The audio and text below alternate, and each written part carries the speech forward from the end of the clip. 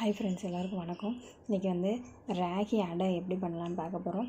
அதில் வந்து எனக்கு தேவையான பொருட்கள் பார்த்திங்கன்னா முருங்கைக்கீரை, அதுக்கடுத்து இந்த வத்தல் இல்லைன்னா பச்சை மிளகாய் எடுத்துக்கோங்க, ஆப்ஷன் தான்.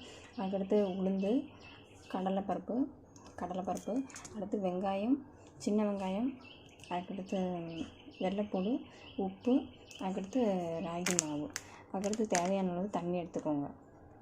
உங்களுக்கு சூட்டபிளான ஒரு பாத்திரத்தை எடுத்துக்கோங்க. அதில் எண்ணெயை விட்டுக்கோங்க.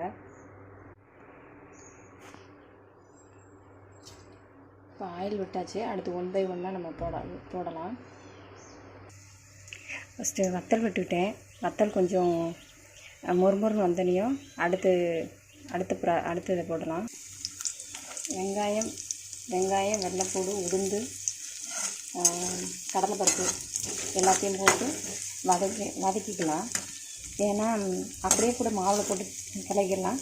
ஆனால் அப்படியே போட்டு சாப்பிட்டிங்கன்னா நீங்கள் வந்து கொஞ்சம் சீக்கிரம் செரிமானம் ஆகாது. அதனால தான் நம்ம வந்துட்டு ஃபஸ்ட்டு வதக்கிக்கிறோம். அப்படின்னா கொஞ்சம் சீக்கிரம் செரிமானம் ஆகிறதுக்கு நல்லாயிருக்கும். கொஞ்சம் வெங்காயம் வெந்த மாதிரி இருக்கும். அந்த ஸ்டேஜில் வந்து நீங்கள் கருவேப்பிலை, கொத்தமல்லி, கொஞ்சம் கீரை, முருங்கைக்கீரை போட்டுக்கோங்க. போட்டு கொஞ்சம் லைட்டாக வதக்கி எடுத்து இறக்கிடலாம்.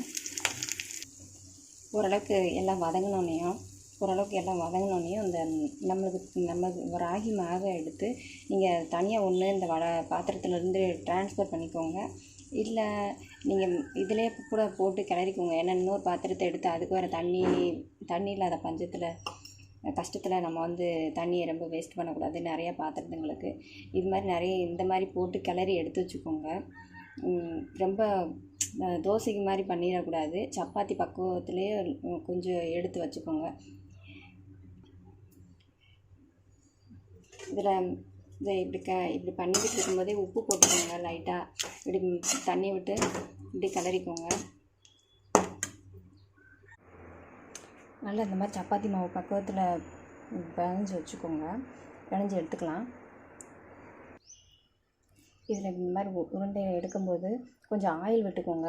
உங்களுக்கு தேவையான ஒரு டிஷ்யூ பேப்பரோ இல்லை உங்களுக்கு எது சூட்டாக இருக்குமோ, இல்லை ஒரு வாழை இலை அந்த மாதிரி எதுலையாவது ஒன்று எடுத்து, இல்லை கையில் கூட அப்படியே தட்டி கூட போடலாம். ஆனால் இல்லை உங்களுக்கு எது சூட்டாக இருக்கோ அதில் வச்சு தட்டி போடுற மாதிரி இப்போ எடுத்துக்கோங்க. இந்த மாதிரி கைட்டு கூட தட்டி எடுத்துக்கலாம். அப்படி உங்களுக்கு கைட்டு தட்டி எடுக்க முடியல அப்படின்னா இந்த மாதிரி கூட தட்டி எடுத்துக்கலாம். இது உங்களுக்கு ஈஸியாக இருக்கும். நமக்கு சுடுறதுக்கு தேவையான பாத்திரத்தை வச்சுக்கோங்க. நீங்கள் உங்களுக்கு பாத்திரத்தை ஒரு கல்லை வச்சு அது கொஞ்சம் ஹீட் ஆனோடனையும் ஆயில் விட்டுக்கோங்க.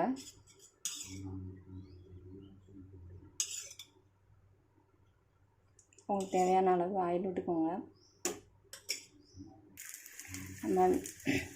நம்ம கையில் பண்ணி வச்சுருக்க தூக்கி அந்த கடாயில் போட்டிருக்கோம். இதுலேயும் கூட ஆயில் விட்டுக்கலாம் சுற்றி.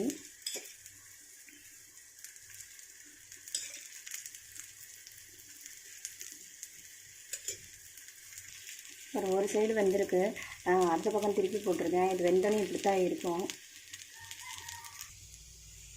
ஃப்ரெண்ட்ஸ், இங்கே பாருங்கள், 2 பக்கமும் ஓரளவுக்கு வெந்துருச்சு.